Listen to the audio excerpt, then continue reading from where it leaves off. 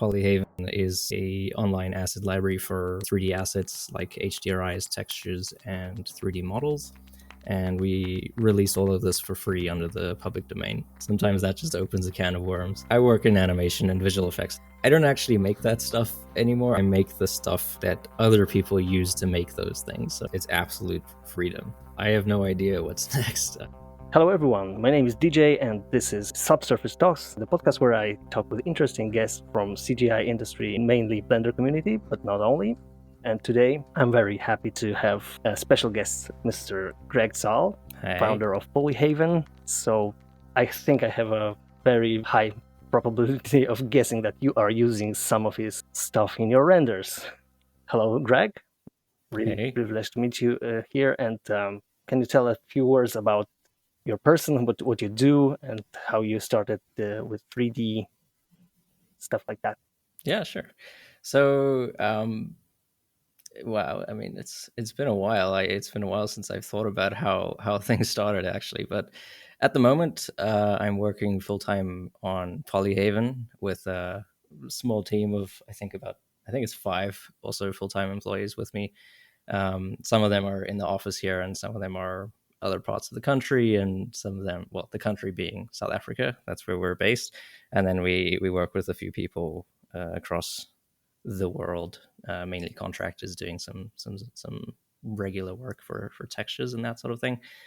But yeah, basically Polyhaven is a online asset library for 3D assets like HDRIs, textures, and 3D models. And we release all of this for free under the public domain.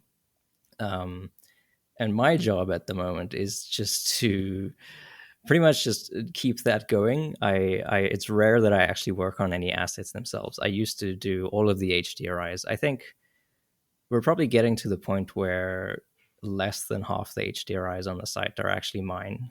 They used to be mostly mine, but at the moment, we have other photographers who are shooting things now, and we're doing a lot of texture work and quite a lot of 3D models as well with the community. So at this point, there's not much actual artwork that's mine or assets, and I'm just here to kind of keep the show running and do the website things. That's my other job as the web developer, and I also do a few add-ons. Some of them are included in Blender by default, like Node Wrangler. But yeah, I couldn't. It's difficult for me to answer the question when people ask me like, "What do you do for a living?" And then I sigh and I think, "Wow, how am I going to explain this?" It's potentially a long story with a lot of niche things. So sometimes I just say I'm a photographer, or I work in animation, and that's hopefully shuts them up. But sometimes that just opens a can of worms. But yeah, I think that pretty much answers your question. I've kind of forgotten what it was by now. Yeah, it's got like an introduction of your person, and it's like the question, what do you do for a living, is like, I think it's hard to answer for many 3D artists in general. Like, Yeah, maybe if they say something about VFX, like I work in movies or animation, or maybe game development or stuff like that, and people like oh, 3D graphics, that's okay, that's normally how it what starts exactly for me. is that? I tell people like, oh, I work in animation and visual effects. Like, oh, do you make video games? You make TV ads or anything? And I say, I don't actually make that stuff anymore. I make the stuff that other people use to make those things. So it's a little more of a niche within that niche, and a lot of people are not really aware of the details of what's involved in making games or animations. Yeah. So another question that I have for that, like to make it even more niche or even more hard to explain to regular people, it would be about the business model of Polyhaven, which was the topic of your Blender conference presentation last year. Yeah. And I was pretty impressed by it. Like it was quite like an eye opener that things are possible that people would think, if you told someone that one can make a business out of giving stuff away for free, they probably knock themselves in the head Right. and think that you're a loony. Like I remember one sketch by Monty Python where there was like a guy who was like getting stuff for charity, and there was like a businessman who was trying to understand what it's all about. Like, people are giving money for free. It's like Why? a great Yeah. business model. Right. I mean, it's hard. It's really hard. That I would say is the thing that keeps me up at night. It's, I work with the guys on textures and developing different ways to scan things and figure out the logistics of how we're gonna get where we need to be, and what the strategy is of what we want to capture and why, and that sort of thing. But the main challenge for me is making sure that we can keep doing that financially, making sure that we employ people now. It's not just this little project that I used to run by myself with my own little HDRIs. Now, I have responsibilities of people's lives, essentially, and figuring out ways to release content for free in a way that is sustainable, in terms of the finances and getting money in to pay people to make those things, to keep releasing them for free.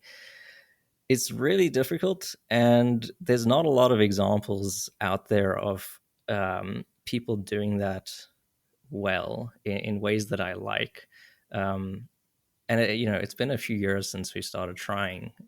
Originally, it was just Patreon, so just donations.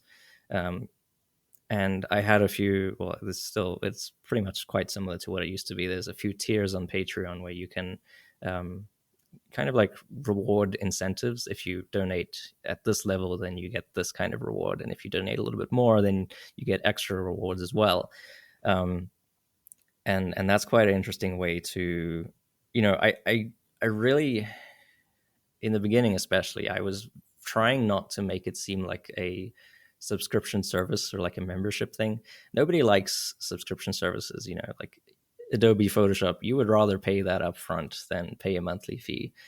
um, so I didn't want to do that, and I wanted to try and keep it focused on rewards only. Nowadays, I'm not so sure I can say that that's always the case, but we'll get to that a bit later. Um, and that was the main way that I supported myself, at least. And then when that Patreon donations grew, I started getting contractors on board to help me shoot HDRIs as well, and I started working with Rob on the texture side of things. Um, and sometime around then, we started trying to do 3D models as well. And eventually, we decided to try doing advertising on the website, because the website was fairly popular, and advertising is one of those things that everybody does. And it's especially if you look at YouTube and services like that, it is the way, almost the only way, that you can make money by creating content is through advertising, which I am a little frustrated about that. And if I could remove the ads from our website today, I definitely would. It would make me much happier. But ultimately, we decided to try it out, and it worked fairly well. And what happened was, it was, doing the ads and the Patreon together was successful enough that we could actually start Polyhaven as you know it now, because it used to just be HDRI Haven and Texture Haven and 3D Model Haven, which hopefully nobody really knew that much about, because it was tiny. And then we joined together and we formed an actual company because of the advertising revenue. And then things grew a little bit, and I would say they started to stagnate a little bit, and we were quite comfortable with how things were working with the Patreon and the ad revenue. And we were trying to do some corporate sponsorships as well, which is effectively just Patreon, but for companies to give us more money, and then get their logo on our website. It was effectively just a separate, bigger Patreon tier, I guess. And then I think it was last year sometime, when the Blender asset browser was introduced around 3.2, if I believe, somewhere around 3.2 to 3.5, the asset browser was added to Blender. And I saw this as a next step for us. I was always interested in making a plugin for Polyhaven for Blender, where it would make it much easier to get our assets into your scene. But it was always a bit of a challenge to try and figure out how to do that, because I mean, I'd written a plugin years ago, I think 2014, called Gaffer that I'm selling and still selling to this day. It was one of the very first commercial plugins for Blender.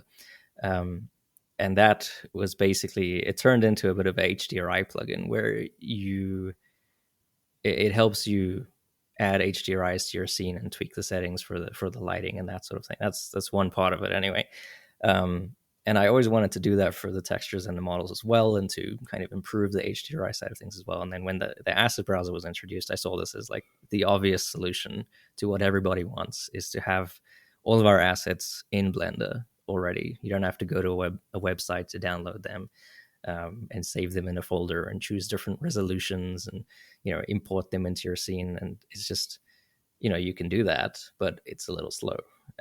So we decided to write an add-on for Blender, and I was writing the add-on, and before I had even really figured out how we wanted to release it, because like I said, making this kind of free content website sustainable financially is a huge challenge.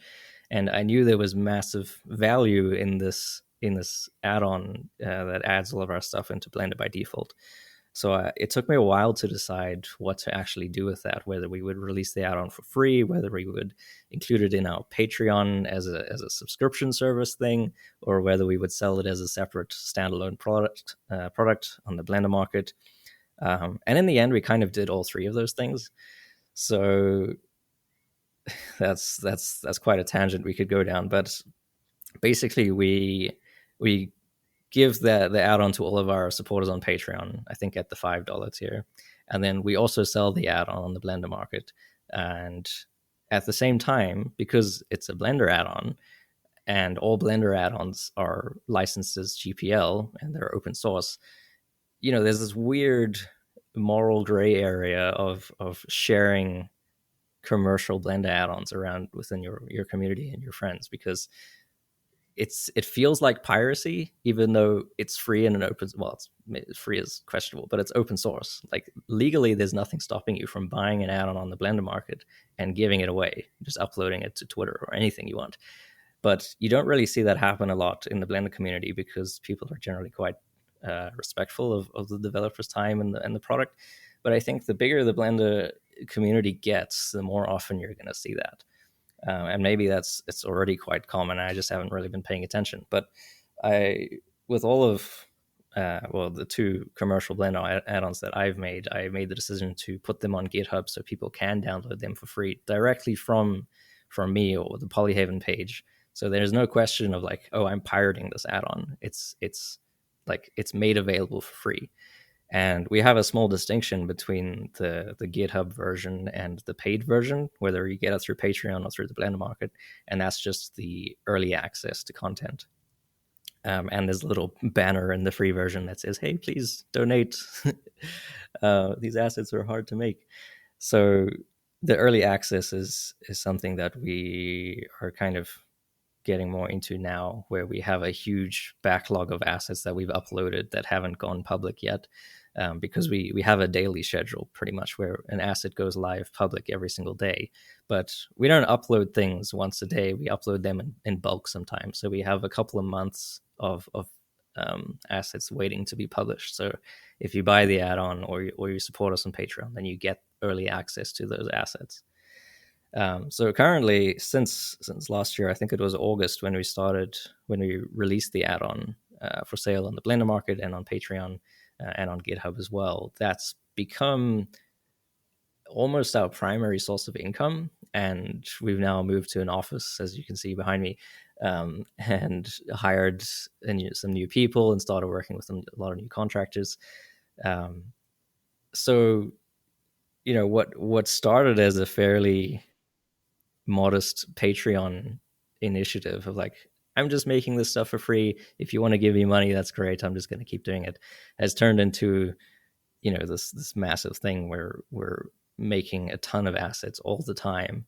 And it takes a lot of money to support that effort. And whether I want to or not, I have to try and think about that, of like how we're going to keep things going. And, as things change, Blender is going to start potentially working on like online asset repositories built into Blender itself, maybe not enabled by default, but it's going to be potentially a fairly officially supported thing. How is that going to affect our income from the add-on sales? I don't know. So these are things that it's my job to try and figure out, and hopefully not make any stupid decisions that annoy people too much. Like the Wikipedia banner at the this massive thing that takes up the top third of your screen on Wikipedia that says, if you donate now, if everybody reading this page donated now, then we would finish our funding campaign. That kind of thing is annoying, and it's fair for Wikipedia to do that, but I don't like it. And I'd rather try and avoid doing things I don't like just to make money. Yeah. So one more thing that I was wondering about when you kind of, as you mentioned, you started it with the HDRIs, and then it kind of like developed into a bigger library of different assets used by 3D artists. Like how do you kind of define the scope of what Polyhaven is aimed for? Like, what is the target audience? Is it like mostly uh, thought for game dev artists, or like it's a more general thing? Like, how do you narrow things down? Because 3D assets is such a wide variety of things that can be digitalized, and if you want Yeah. to like draw people in, you probably have to have some kind of like a path, like a Yeah, that's a good recognizable question. thing. I think for me, it's always tempting to try new things. Like that's what interests me, and that's what motivates me in all my work is trying new things. And I tend to like figuring something out, and once I figured it out, I'm done. I'm happy with it, and I move on and I try to figure something new out, which is a problem for multiple reasons. Sometimes you just got to stick with what you're good at and improve on it. But for in terms of our target audience, or what we decide to work on, it comes down to, with any business, a matter of priorities. Like what do you what do you need to make that's going to be most effective to most people, um, and at the same time accounting for what you want to make, what you're motivated to do, because that's huge for creative work. Nobody wants, if you can't expect an artist to produce good work if they're not interested in what they're doing. So for me, that's a massive consideration: is are we actually working on things that we find interesting, not just what is most valuable to the community. Although we do definitely like consider that, and we run some polls on Patreon, and we have a bunch of statistics on our website about what kind of assets people are interested in. But if our team, if our artists are not interested in working on something mundane like 1,000 different asphalt textures, we're not going to do it, even if that would be the best idea. In terms of I guess target audience, you could say we're primarily focusing on Blender users, just because that's what we know. Like, we're Blender artists. I've been using Blender for 14 years or so, something like that. That's just what we're interested in. Like, all of us, we really care about the Blender ecosystem and the Blender philosophy, and just the whole community and open source nature of it is great. It's completely different from something like Unreal, that's also free, but it's not open source. It's got this big corporate umbrella over it that you can feel. It's like Epic controls the ecosystem. It's their ecosystem, and you're using their software. Whereas with Blender, Blender is yours. They don't, that's not their slogan for no reason. Like, Blender is your 3D software. You can change it, you can influence it. You can go onto the dev talk forums or on the Blender chat and talk to the developer who makes your favorite feature, and explain why you think something should change. And if you're right, they'll change it. That would never happen in something like Unreal or Maya. So that's why, one of the reasons why we focus on Blender is just because that's what we like. But at the same time, we do see it, we see the industry outside of Blender, and they have a need for our assets. Obviously, there's a lot of different asset stores that support more than just Blender, like the Unreal Marketplace, the Unity store, Fab, Sketchfab, that sort of thing. And there's a lot of market for that, but there's still nobody really doing the whole CC0 asset thing, which is a big deal for us. I think for me, it's a big deal. Comparing CC0 to CC BY, where you have to give attribution, or royalty free things where you can't include that asset in your project if you want to sell it, or there's conditions to how you're allowed to use it and that sort of thing. So I still think there's a huge use case for our assets within other software. So we do make sure we publish everything as FBX and USD, and obviously for textures, just the image files directly. So anybody can use it.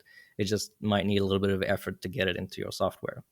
Whereas for Blender, we try to make sure that everything works out of the box immediately, and you don't have to try and like download separate things and set them up yourself. As you mentioned, like the assets are kind of like software agnostic to a degree. Some Yeah, of them are more, some of them are less. Like if you go into the area of animation, you probably get more roadblocks or stuff that are more sophisticated. But 3D models are generally transferable. Textures are just image files, as you mentioned. yeah, And I was wondering because like Blender ecosystem is quite big compared to other softwares which are like quite niche if you compare it to the Blender user base, because they are paid tools, they are very professionalized, and but there are users who are able to spend more money sometimes, because the Blender user base is there's a lot of hobbies, people who are yeah. just doing 3D for fun. Right. That's a pretty good point. So I think that's a fairly big consideration in terms of the funding model as well. Um, at least originally, when we were primarily based on Patreon and ad revenue, that was a huge deal, because what you rely on with a donation model and an advertising model is scale. You rely on having millions of people seeing your website to make even a small amount of funding, because it's such a small percentage of people who are willing to give you money for no reason.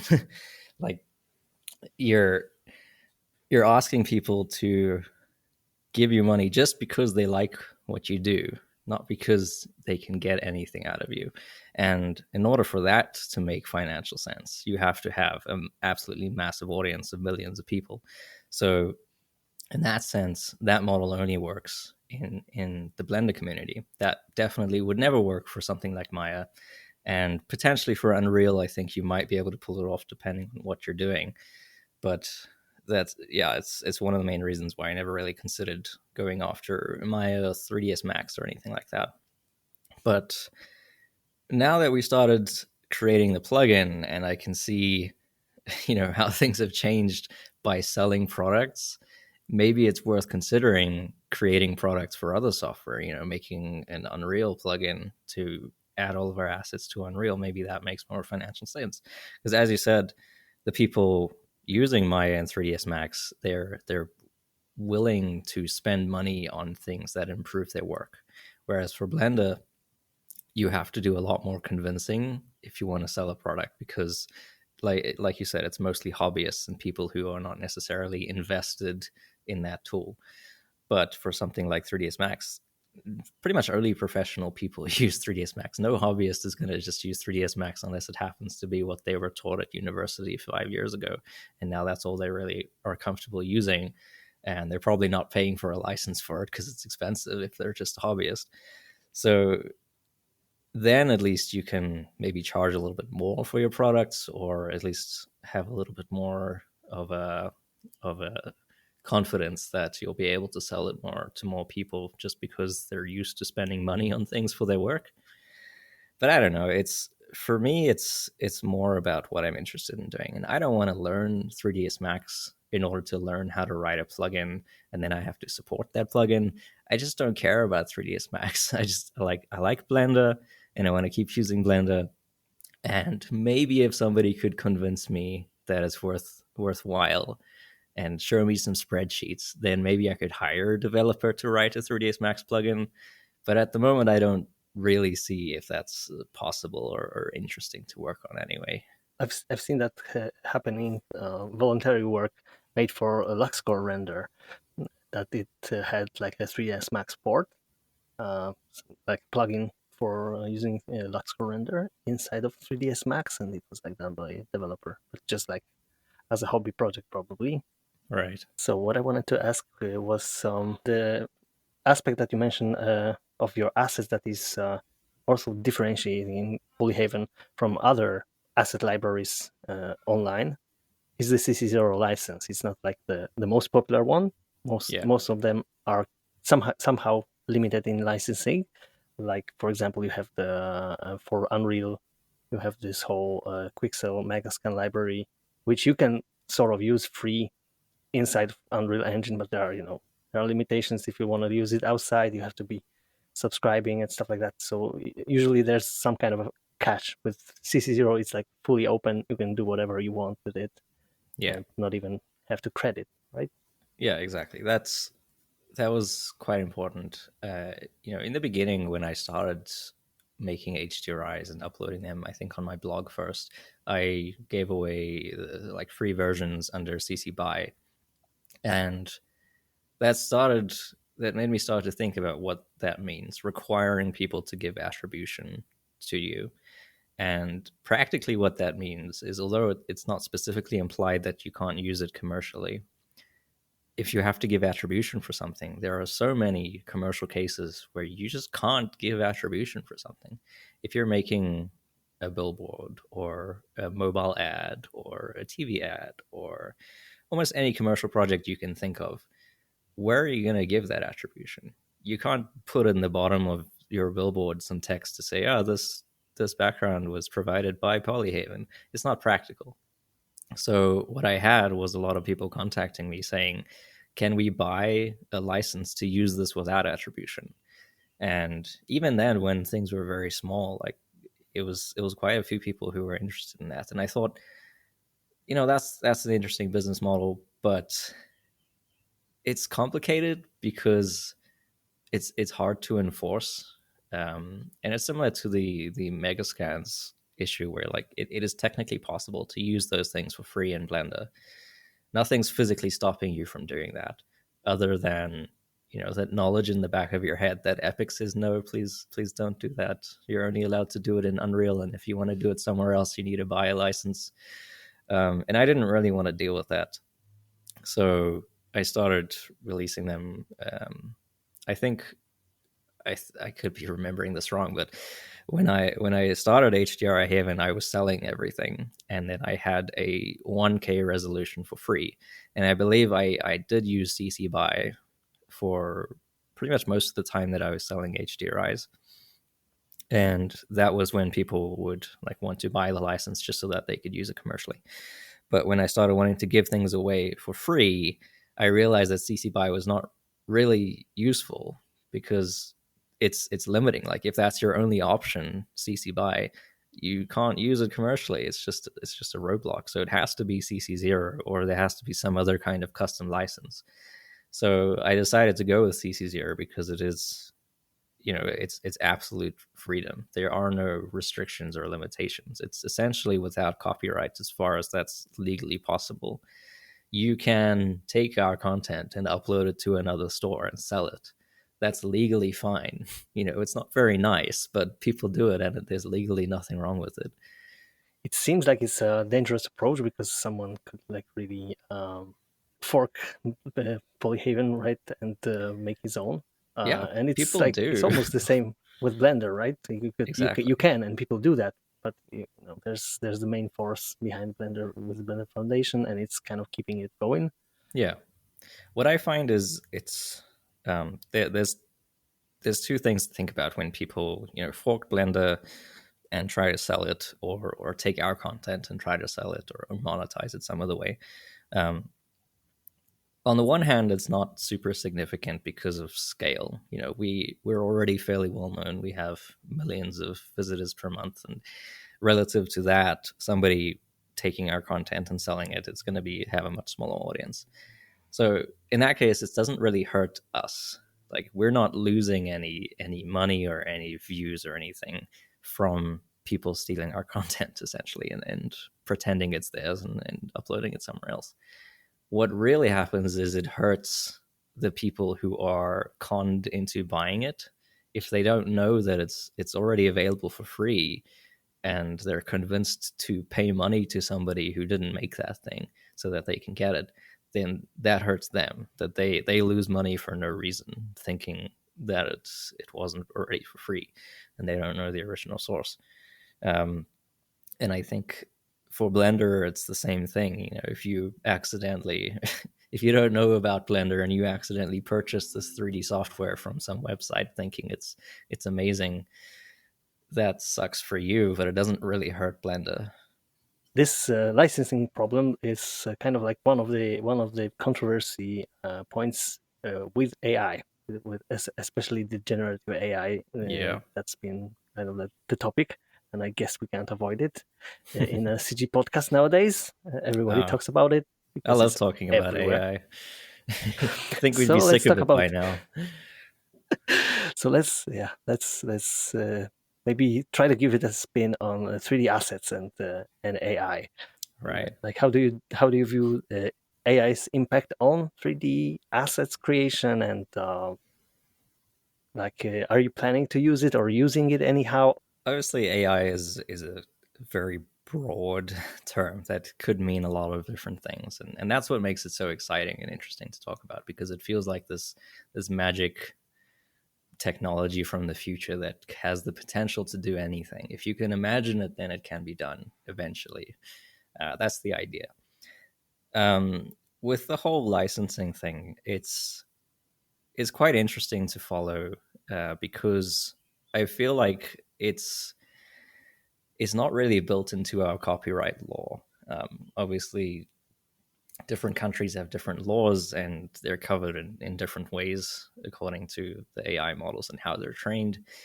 So it's difficult to talk about that. But morally, if you look at it, obviously it's not okay to do things with somebody's art that they didn't want you to do, and they didn't know that it was possible to do that when they decided what license to use.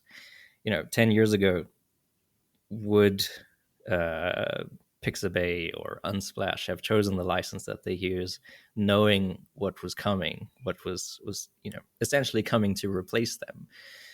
It's hard to say, or at least Pixabay and Unsplash, they're companies and they have people behind them. But I think when you talk about Pixabay and Unsplash, you talk about more the photographers who shoot those photos and upload them, the community that creates that content. And it's relatable to 3D art in a way. I think at the moment the AI tools that are available for creating 3D assets are still very infantile is the word I can think of. They're not very capable. So at the moment, it's not particularly scary to think, Polyhaven is going to get replaced by this AI that can make textures perfectly. There are services for sure that already exist that you can use to create textures. And I choose to be a little bit more optimistic about it. Obviously, it affects me and it affects the people that I work with and feel responsible for, in terms of paying them for their work. If they're to lose their jobs because of AI, that kind of sucks. But I'm generally an optimist in life, which is strange. I'm a very critical person, but I like to see myself as an optimist as well, where I kind of embrace our AI overlords. I think it's inevitable, and the sooner you kind of accept the changes that are going to happen and you adapt yourself to them, the better.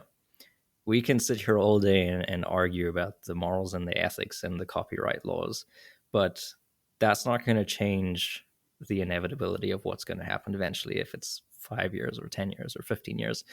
And if you want to be if you want to have a job by that point, you're going to have to adapt.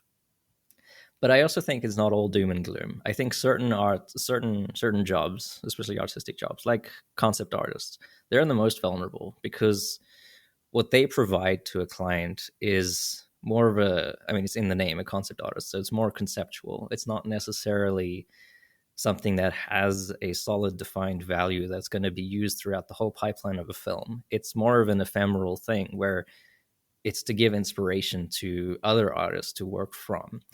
So that's very easy to replace with AI. And there's a lot of people who have already lost their jobs because of that, or are finding it harder and harder to find work as freelancers. But I think things that are more have a lot more value in a film, like characters, 3D characters, is always going to be something that requires a lot of control, a lot of direct intent of how it is designed in terms of everything about it, like the character design to begin with, and how appealing it is, and who that character is, and their personality, and how that's designed into their, their facial features and their proportions, and how the topology is laid out to determine what the rig can do, and how the rig is designed to determine how the character can move to do the things that was written into the story for them to be able to do. And all of that is it's a lot of work, and I don't see that being replaced anytime soon. I don't think the AI tools are strong enough to be able to do that. But for something like a texture, that's especially something photoreal, something that's based on images where there's already a lot of content available to train AIs, I think that'll be the first thing, and already is the first thing to try and be replaced by AI. And I find that super interesting. I'm not particularly afraid of it or worried about it. I think it's really cool that these tools can do that. So we actually have, I think it's on our frequently asked questions page on our website. We have the question there, like, can I train an AI model off of your assets? And we say, absolutely, please do. The CC0 license is very clear about letting you do that, like anything you want. You don't have to worry about it. And I think Polyhaven is particularly a really useful library for AI models to use because of the licensing and because of how careful we are about the quality of our content. We don't just, what a lot of other texture platforms do, at least a couple of years ago, it was very common, was the whole bitmap to material workflow, where you can take a photo with your phone and then the software will generate a normal map and a roughness map and whatever else that you need automatically, and there's not much control over it. What we do is a lot more involved than that, where we do photogrammetry to get the height map and the normal map, and the roughness map is derived from a lot of different reference photos that we take, and a lot of work to try and get that to look correct to the references. So it's I would say very high quality, in that, with any AI system, if you have garbage input, you'll get garbage output. But if you can train it on good input, maybe you'll get good output. So I think we're particularly well placed for people to train AIs off of our content. And I don't think that's a bad thing for everyone.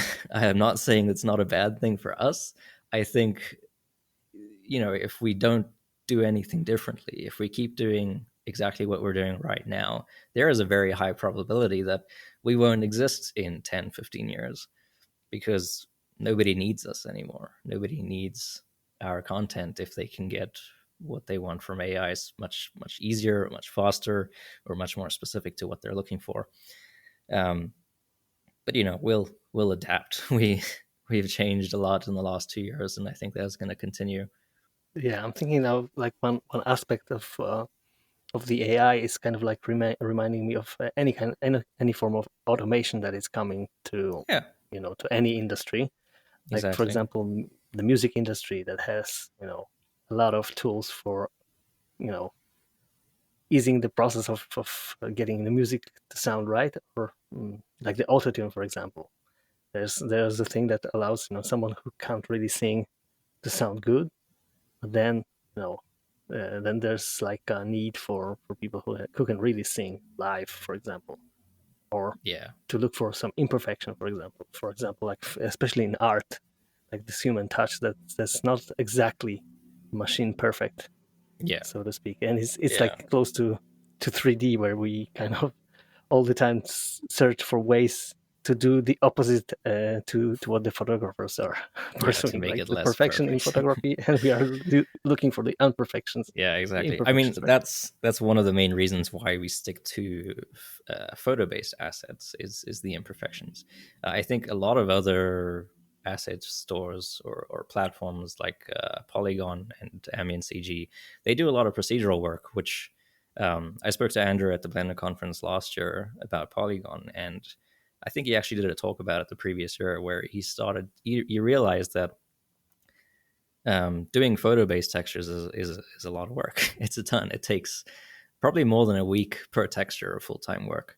And he realized that if you can do that procedurally, it goes a lot faster and you can tweak the parameters to pump out a lot of different textures that are quite similar, which is a lot more profitable and a lot more of an efficient use of time. But what we found is that we weren't satisfied with procedural textures. So we care about the quality of our work quite a lot, and we're not satisfied with what you can get procedurally. There are really good procedural artists, people who can make something so convincing that you think it's photo based, and then you zoom in and things start to fall apart a little bit. The procedural texturing workflow is very good for what it's used for. If you're making a procedural texture for a model, I mean, James and Enrico as well are 3D artists. They use Substance Designer and Substance Painter all the time for texturing things, and they make a lot of procedural work for texturing their models. But if you're making a texture, like a brick texture, then you're designing that to be used for a lot of different purposes at a lot of different scales, and it's very difficult to get that to look convincing uh, procedurally. And it is, in fact, in the end, less work to just photo scan a brick wall at a high quality with a good camera.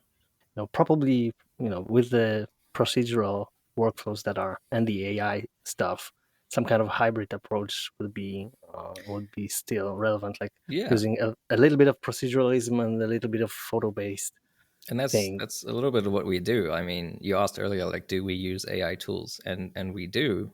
We didn't like we've been using them since before the AI craze. There are some tools in our workflow that are based on neural networks that do things that are kind of difficult to do otherwise. One of them was recently killed by Unity, everybody's favorite corporate entity at the moment, called Art Engine, which used to be a separate company, and they made this tool for authoring textures, and then Unity bought them up, and it wasn't as profitable as they liked, and then they killed it off.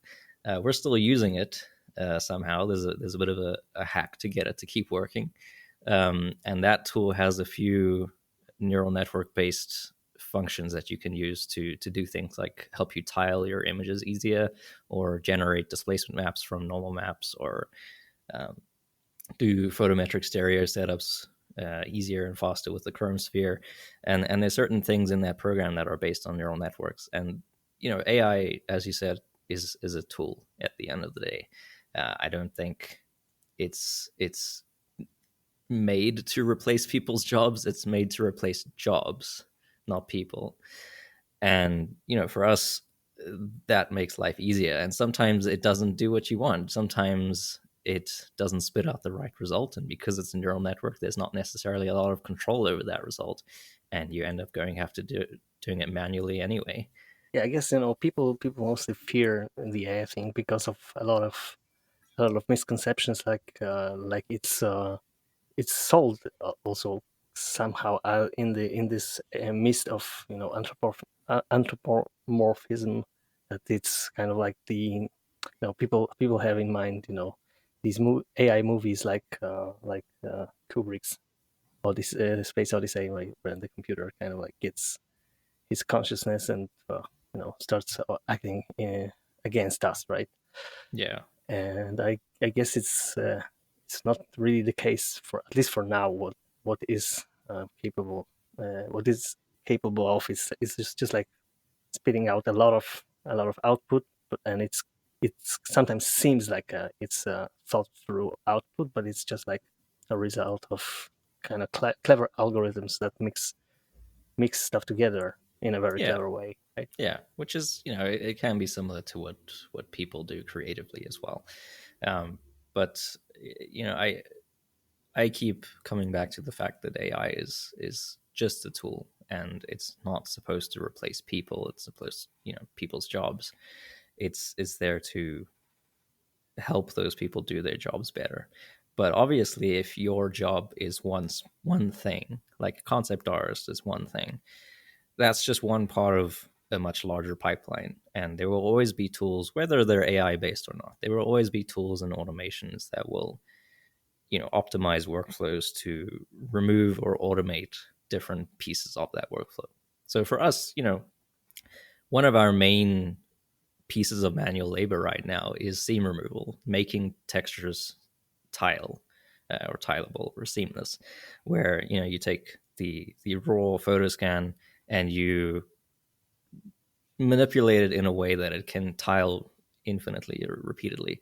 And that's a huge amount of work because it can be quite challenging if there's patterns in it like bricks or tiles or wood floors and that sort of thing. It's difficult to get those lines to line up while still not looking like a seam. And if we had a tool that could magically make that process go away and do it automatically, that doesn't mean anybody loses their jobs. That just means we can make more textures. Yeah, the funny thing about the seamless textures is like you're aiming to get the textures to be seamless, and then the 3D artists are doing everything to break it up and to Yeah. not make any repetitions visible.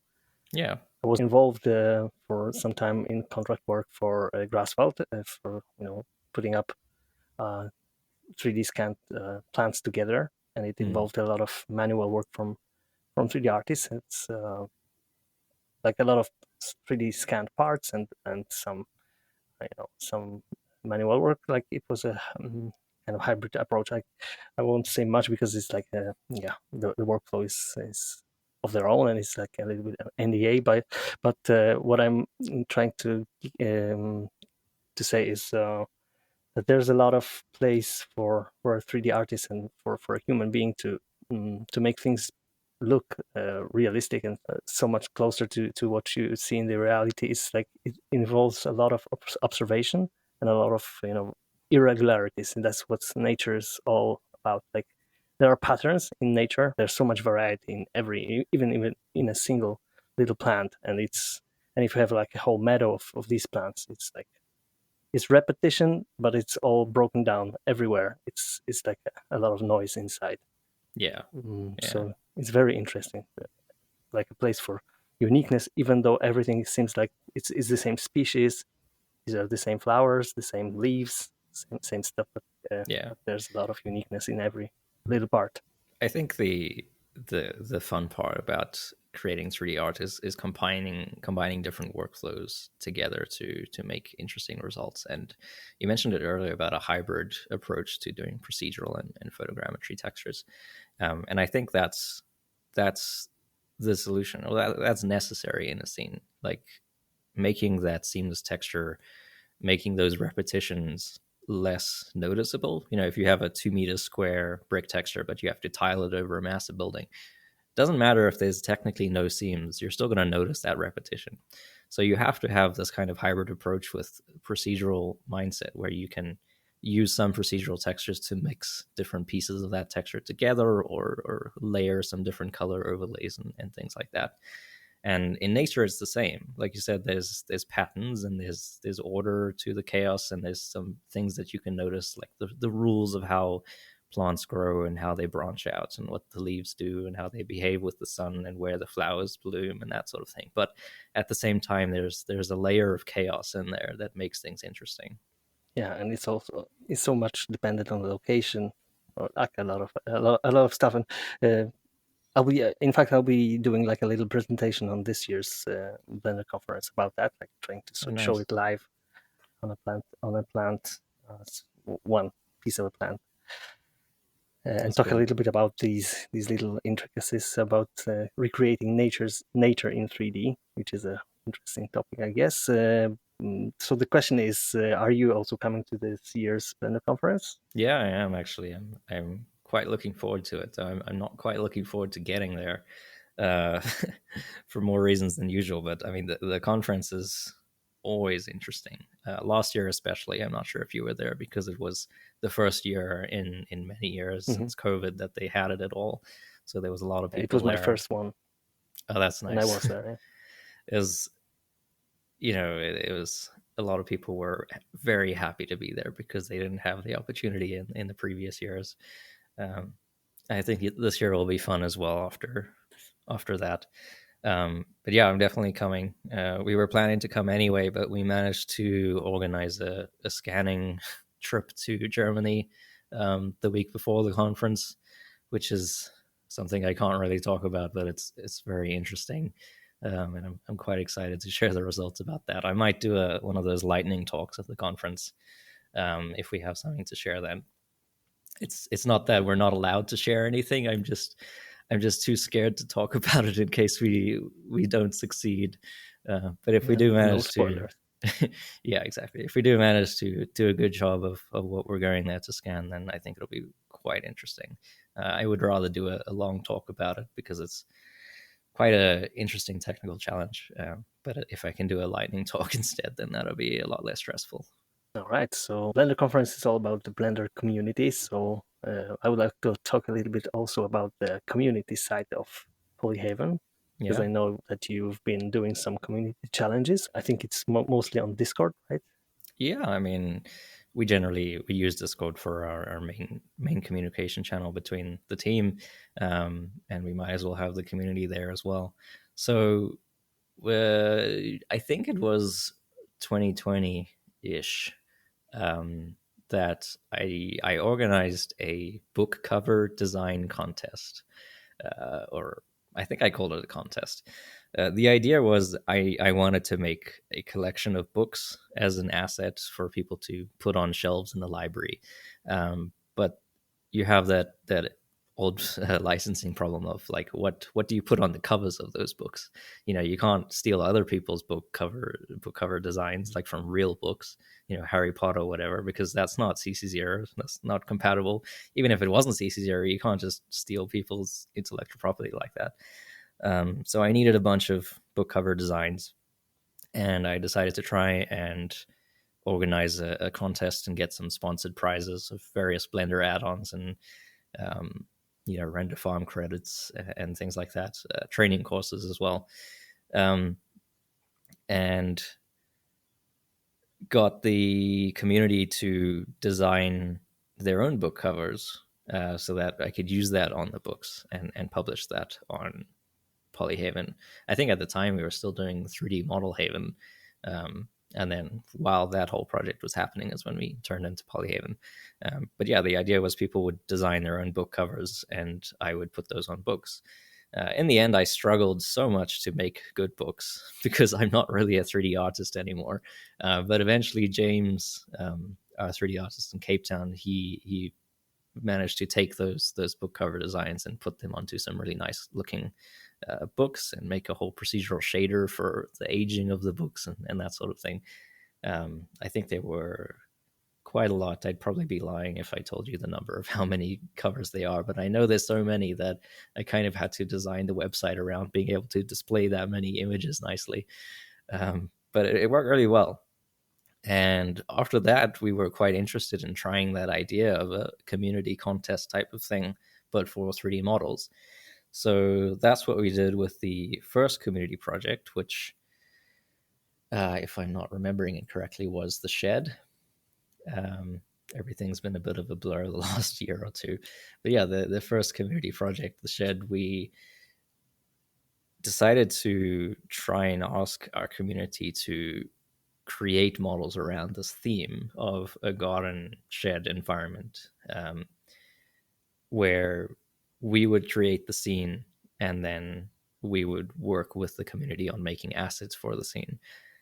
So this is all James's work. I kind of just gave him the idea and he ran with everything.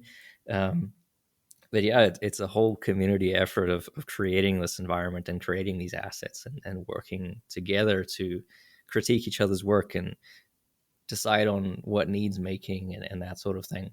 Um, it's a lot of work for James to review this content, because we still have to maintain that standard of quality. We don't want to upload low quality assets, but it's really hard to tell someone like, I'm sorry, your work is not good enough, we can't publish it.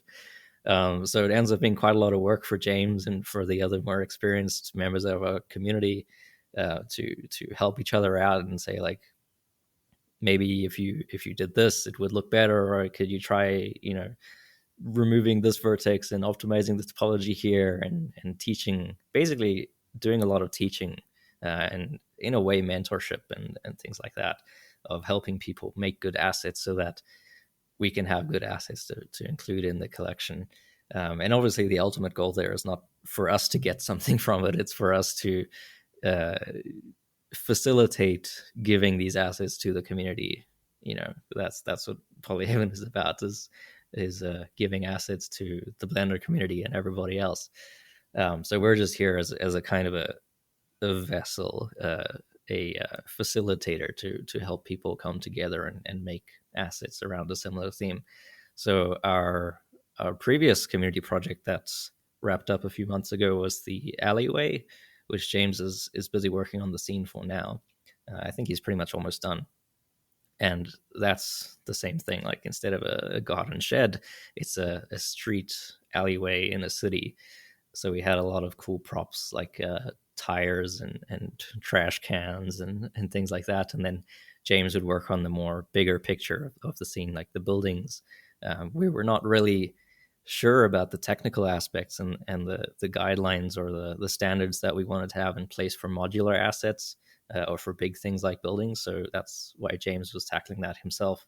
But all the little props for the scene, I think there's a couple dozen of them, that was made by people in our community for fun. And we have sponsored prizes, like I mentioned, like little render farm credits and some plugins and courses and things like that people get. But I don't think that's a main motivation for people to achieve. It's not like, oh, you could win a RTX 4090 if you come first place in the competition. It's more of just like a small incentive, a small like a thank you, basically, for giving us your time and your effort, that I think is quite nice to have. So we're definitely going to keep doing that. It's definitely a very efficient way to publish 3D models on the site. 3D models are by far the most work compared to textures and HDRIs. HDRIs, I can shoot one in 5 minutes and I can stitch it in a day or two. Textures is more like a week on average, depending on how complex the tiling has to be. But models, to make a good model, that takes a long time. So the community projects are a good way for us to keep adding more models to the site, as quickly as we do with the textures and the HDRIs. Is there kind of like a idea for future topics or themes, or is it just like you come up with something and just go with it and not really have like a roadmap or any future things that you can maybe spoil here, or like reveal um, to us? well, the fun part about it being a community project is that I have no idea what's next. What we do beforehand, before we decide, is we on Patreon we make a poll for getting ideas. So people just send us text of what they think would be cool, and then we combine all of those suggestions into one massive list, and then we send another poll to Patreon and to the previous people who worked on the community projects, um, and then everybody votes on what they think will be the best idea. So that's what we did for the alleyway. I think the shed, we kind of just decided ourselves of what would be the good first project, but the alleyway, we definitely did a poll, and that was completely determined by the community. So for the next one, I have no idea. I think maybe it will be a warehouse. I think everybody was quite keen to do a warehouse kind of environment, but we'll see. Maybe they change their minds by then.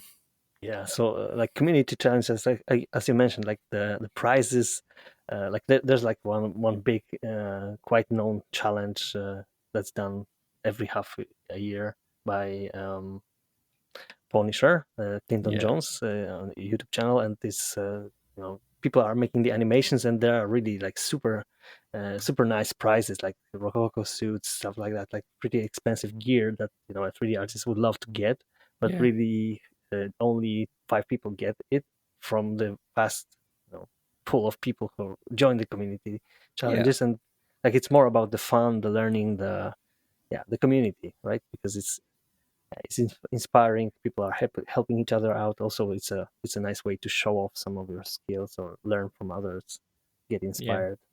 I think for us, one of the nice parts about the community projects is the number of prizes that we have. Or, I don't really like to call them prizes because that implies it's a competition and you have to be better than other people, which is not really what it's trying to be. It's just trying to be like a fun community project that everybody works on something together.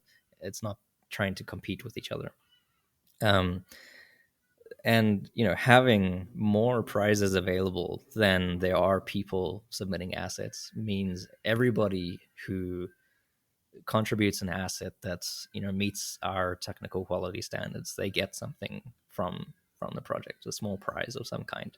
Whereas if it was like the Punisher projects and or those competitions, and only a few people get something out of it, and everybody else, they enjoyed it, I'm sure, but they don't necessarily get something back. And I think for us, what you get back as well with our community projects is just seeing your asset online on Polyhaven that other people are using. And, if you care about that sort of thing, you can see, wow, it's been downloaded by 100,000 people. 100,000 people have taken my hard work and have turned it into something else, something better, something more than just what it was. And I think that's what motivates me when I'm working on assets, is not just using it for what I want it for, but being able to let other people use it for what they want to use it for. And that's what's really interesting to me. And I think, I wouldn't say no if Nvidia or Rococo's wanted to sponsor like massive prizes like graphics cards or motion capture suits, but it would change the feel of the projects a lot, making it more of a competition, more of a thing like I have to be better than other people, rather than I just want to make this cool thing for other people to use, or to participate for the fun of it. Sounds great, and it's you mentioned like the things that you enjoy about what you do. Empowering other people. Like you mentioned, you are behind the Node Wrangler add-on. It's like the add-on that everybody talks about, that it should be enabled by default, but you always have to go to the preferences and enable it uh, unless you have it saved. Um, but I wanted to ask like a personal question about the whole your whole journey with 3D art, and because people start to do that. Like I remember Andrew Price mentioning that he really wanted to make like that car render, and that's why he started learning Blender. This kind of like a dream project, like someone dreaming of making a game or you know a movie, whatever. Like what is your 3D dream that you would like to make someday and you haven't yet achieved it? um, yeah, there is. Just to go back to Node Wrangler, I feel I need to clarify. Like, it's not all my work. It was originally called Node Efficiency Tools, which I think it was included in Blender by default by a guy called Bartek Skorupa or something. I think he's Polish actually, so you'll probably Yeah, pronounce it yeah. better than me. I met him a few times at the conference, and that was a really cool tool. And I just like added a bunch of features on top of that. I don't know how much. Maybe it was like half off between the two of us, and that was years ago, like 10 years ago or something like that. And then it's been in Blender that whole time, and I barely touch it. I don't even maintain it anymore. It's purely the Blender developers and other volunteers and contributors like adding more features to it. So it's not fair to say that I made Node Wrangler. It's like the Blender developers. Anyway, I just feel Hmm. bad about taking too much credit, but I do very much enjoy thinking about the fact that like some of my hard work and some of the features that I'm most proud of are in Blender by default, even if you have to turn it on, which is a whole other discussion that we don't have time for. But yeah, I mean, what drives me, or what I was getting into 3D in the first place for what I was interested in, my dream.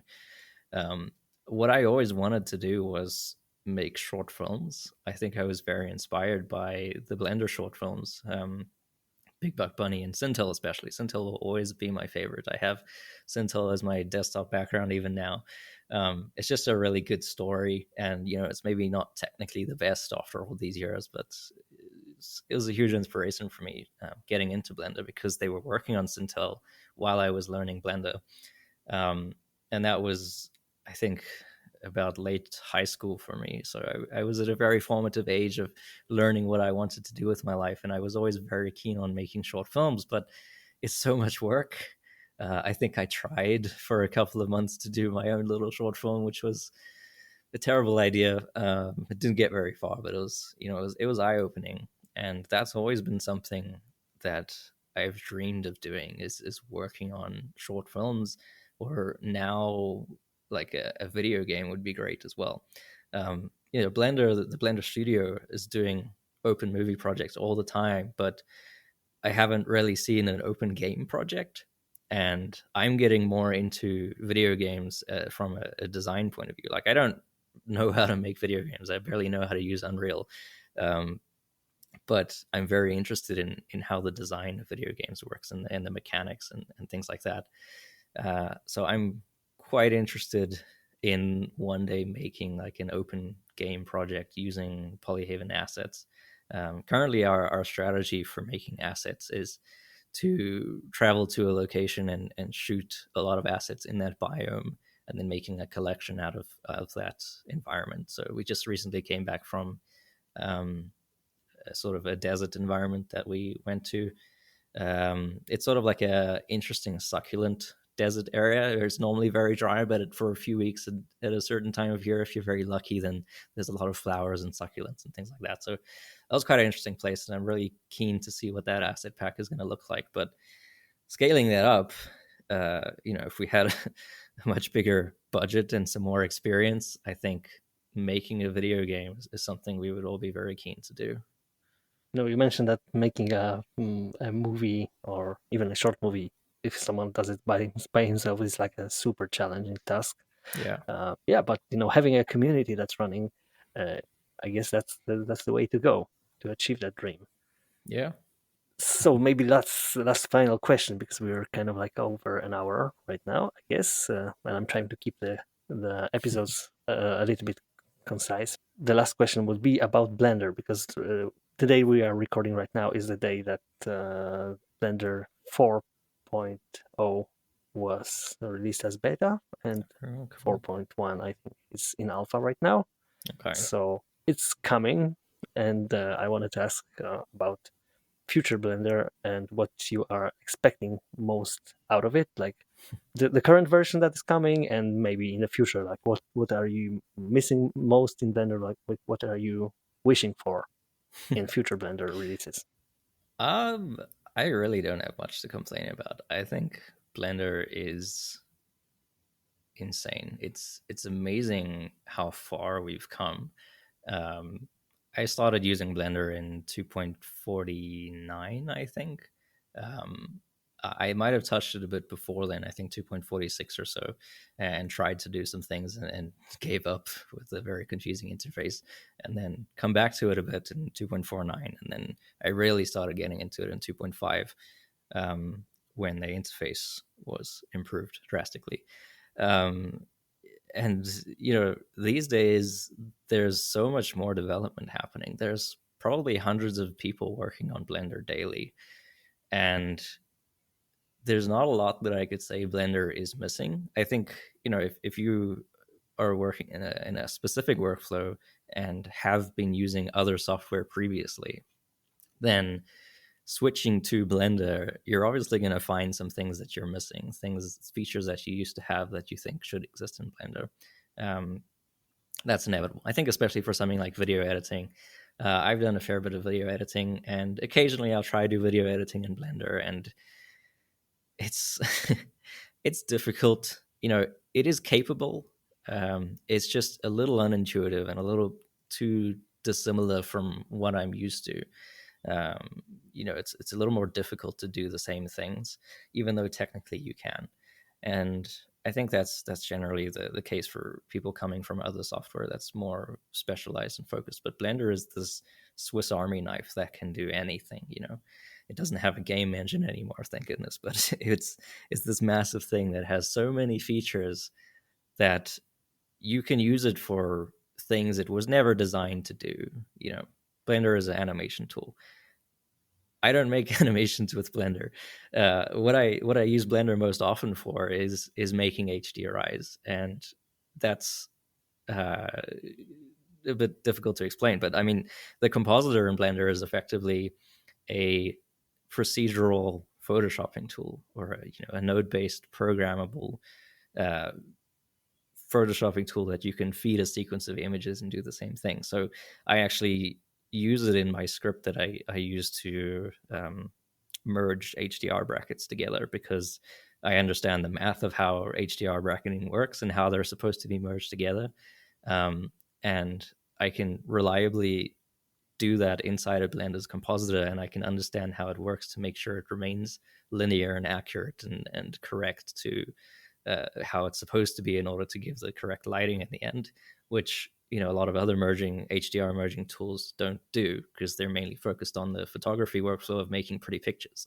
But I care more about like the math and the linearity of it. So that's what I use Blender most often for, is that sort of thing. I also use it for 3D printing.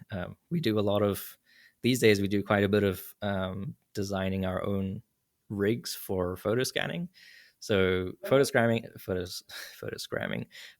is just niche enough that there's some tools that you can use to scan things like ring flashes, that you can just buy a ring flash and you buy a camera and you put them together and you can scan things. But in order to optimize your workflow and combine these different tools together, you might need to make your own hardware, like attaching handles to flashes and that sort of thing.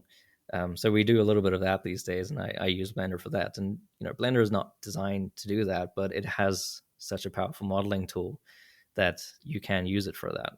It's not designed to do CAD work. It's probably better if I used a CAD program instead, but I know Blender so well that I can do it in there much easier than it would be for me to go and learn some other software. So I just, pretty much anything image based or model based, I will use Blender for it, even if there's a better tool out there somewhere. Yeah, sometimes it comes down to how good you know the tool Exactly. itself. So I think one thing that's kind of developing rapidly in Blender is the geometry nodes, and generally nodes. Like Yeah. one thing that's I think is coming to Blender 4.0 is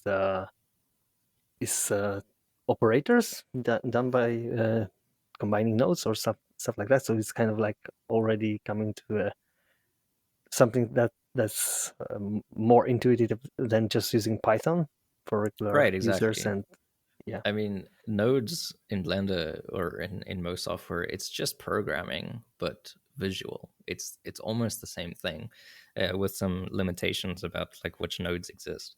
But you see geometry nodes is huge now, and you see such interesting things made with it.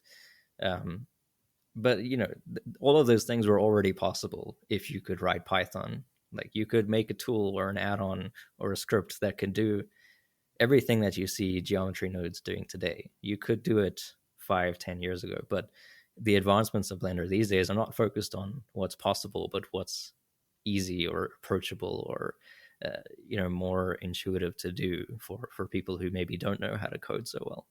And geometry nodes is super interesting to that, because nodes are just technical enough to be super powerful, but not so technical that they're too difficult to approach. I'm just thinking like whether you were considering like using geometry nodes for generating procedural assets for Polyhaven. I mean, we do. We have, I think all of our tree assets currently are using geometry nodes.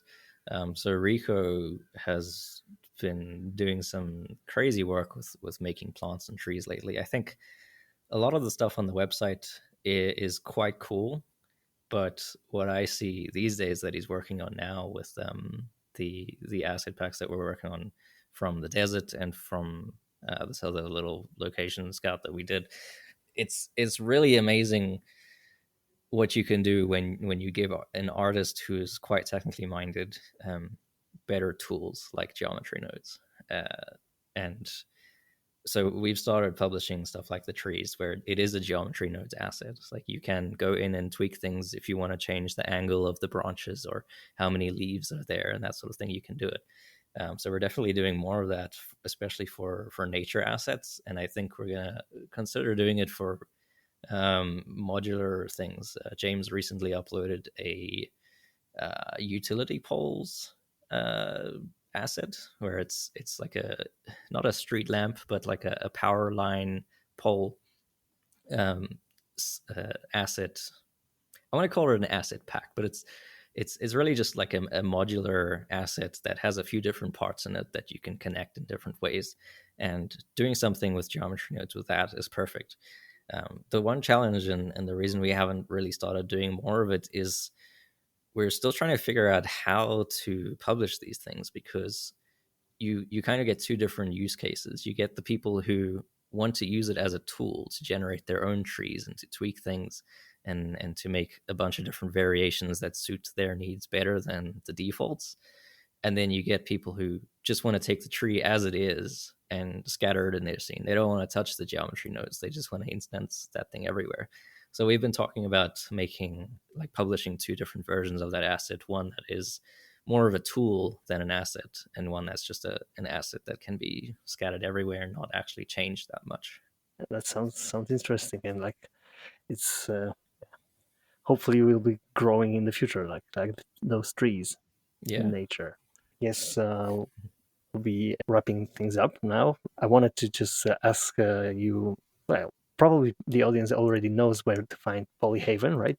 Uh, are there any other places online where people can follow your work or contact you if they have more questions or are interested in joining the community challenges, where they should go look Yeah. for I mean, those things? polyhaven.com is the main place to look at, and pretty much everything that I would suggest people look for is linked on that website. So if you scroll down to the bottom, there's a bunch of different social media links. If you choose your platform of choice, and you can follow what we're doing there. If you want to get a little bit more involved in working with us on the community projects, then the best place would be our Discord server. We have a fairly active community there, everybody helping each other out with critiques of their work and sharing things all the time. That's where you can really talk to us if you're interested. Obviously, you can email us if that's your preference, but Discord will be the fastest way to talk to anyone on the team. Yeah, great. So I'll make sure to leave the necessary links in the description of the show. And thanks again, Greg, for joining me on the podcast. And good luck with all the Polyhaven development. Yeah, thanks. It's been fun.